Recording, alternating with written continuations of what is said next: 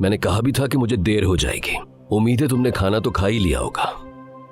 बिल्कुल खा लिया मैंने, लेकिन अगर तुम्हें भूख लगी है तो कुछ बनवा देती हूँ। नहीं, कोई जरूरत नहीं, शुक्रिया। बहुत थक गया हूँ, सोने जा रहा हूँ मैं। कितनी मेहनत करते हो सारा दिन तहसीन। हाँ, मुझे तक भूल जाते हो। मेहनत किए बिना पैसा नहीं मिलता मेरी जान। यानी मैं कोई सोने का चमचा मुंह में लेकर पैदा नहीं हुआ हूँ।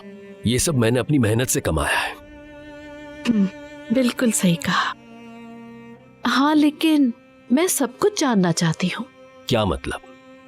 मतलब क्या क्या काम करते हो कि वक्त ही नहीं मिलता तुम्हें, और मेरे लिए भी वक्त नहीं निकाल पाते। ऐसा ही है, खूब जानती हो। तो फिर तुम्हें बाकी औरतों के लिए वक्त कहाँ से मिल जाता है तहसीन? क्या हुआ? तुम्हें लगा कि मुझे पता नहीं चलेगा? अरे दुनिया तो बहुत छोटी सी है।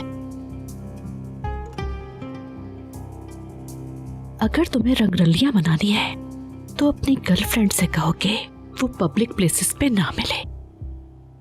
क्या हो गया? हैरान हो गए?